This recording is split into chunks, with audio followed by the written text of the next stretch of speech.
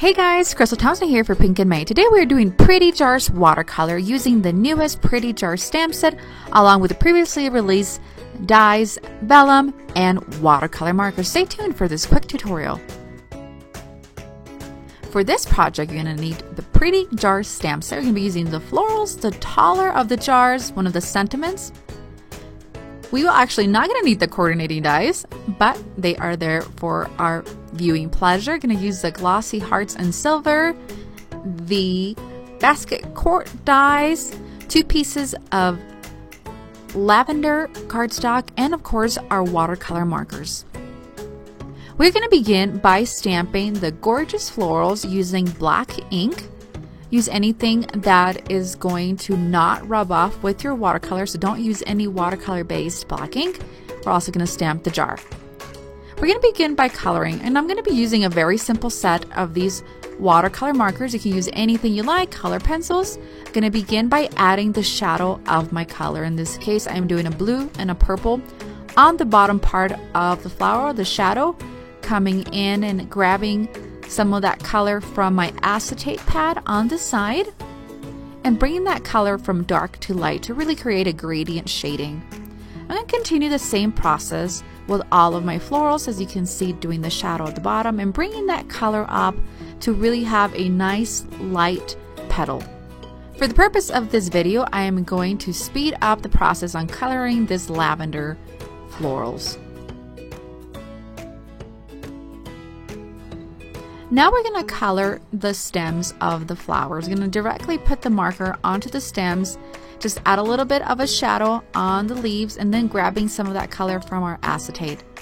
Come in with the yellow, add a little bit of those finishing touches on those berries. And now for the jar, we're going to begin with our darkest color, which is this blue. We're going to flicker up to create the shadows. The color, we're going to grab it directly from here. Before that, we are going to add another shade of blue to really add some color. Gonna do really heavy water on this and grabbing the color from that shadow and bringing it up. Once that is dry, we're gonna hand cut, fussy cut all around it. Once that's cut, we are going to add some twine to this gorgeous jar. One of the tricks I found is adding purple tape or washi tape to the bottom to hold it down, and then bring that twine around and around, and it's going to hold your image. We're going to finish up with a little bow.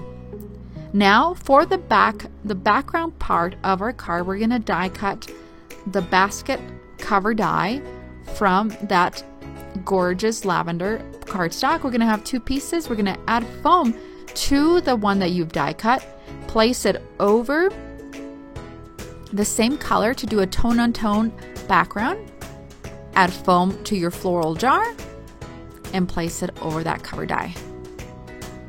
For our sentiment, we're going to stamp in black ink onto the vellum.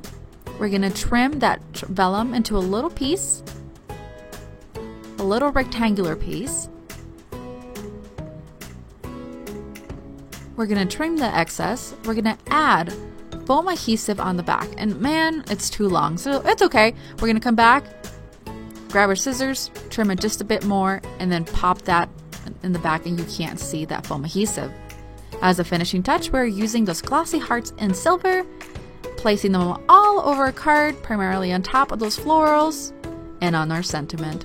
And that does it. What do you think of this tone-and-tone backgrounds with gorgeous watercoloring jars? Thank you so much for joining me today. Have a great day.